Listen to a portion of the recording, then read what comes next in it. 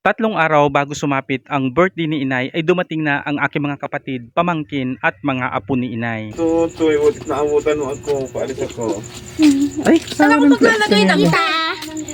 At sapagkat ngayon nga ay 3:00 ng madaling araw kaya unang hinanap nila ang higaan. At nauna nga itong si Pugi na humiga dito sa aming higaan. At bilang pagsalubong nga sa kanila, lalong-lalo na sa mga kabataan, ay binuhay ko na ang mga makukulay na ilaw na ito. At pupunta nga ako sa labas sa may kalsada para makita ko yung iba pang dumating. At mula nga sa kalayuan ng Sariaya, Quezon ay ito ang kanilang sinakyan. Mula Sariaya hanggang dito sa amin ay bumiyahe sila ng 5 hanggang 6 na oras. O higit pa nga, depende sa bilis ng kanilang pagmamaneho. Yung yan, hindi ka aligay. Papasok na din sa may batod, hiyaw na hiyaw. Si Biso nang inapagtripan sa unahan.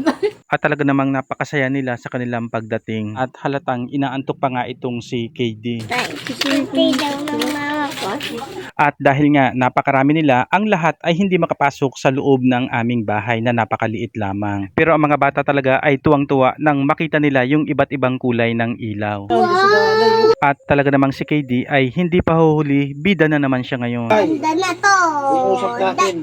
Kasama sa ilog. At habang nandito nga kami sa loob ng bahay kasama ang mga kabataan at ang ilang matatanda, ang ilan ay nakapwesto na, may nakaupo, may nakahiga, ang ilan ay ayaw pa ring matulog, at ang iba naman ay nag-iisip kung saan sila maglalagay ng tent. At ito ngang si Ika ay sinubukang maglagay ng tent dito sa harap ng bahay namin pero hindi nagkaayos. Hindi kinaya ng space ng harap ng bahay namin ang laki ng tent ni Ika. At dito nga sa kabilang bahay namin na nasira, dito nagkaayos na mailagay yung ibang tent. At talaga namang napakagandang pagmasdan, nakakatuwa nang mailagay na ang tent na ito. At nakakatuwa rin, napakaganda sapagkat mayroon din sila mga dalang camping chair. Nagdala talaga sila ng tent dahil alam nilang sa dami nila ay hindi sila magkakasya sa maliit na bahay namin. At ayan, dahil sa pagod at puyat ng aking mga pamangkin sa kanilang biyahe ay nakatulog agad sila. At talaga namang napakaganda, talagang pinaghandaan ang tent na ito dahil may mga pailaw na ganyan. Maganda rin naman pala talaga yung ganito, kailangan lang talaga ay mayroon kang electric fan. At maraming salamat din naman talaga sa mag-asawa ni Kuya Marit at Ate Cecil sa pag-connect ng aming extension wire. Maraming salamat talaga sa kabutihan mo, Ate Cecil. Pa-birthday mo na rin yan kay inay.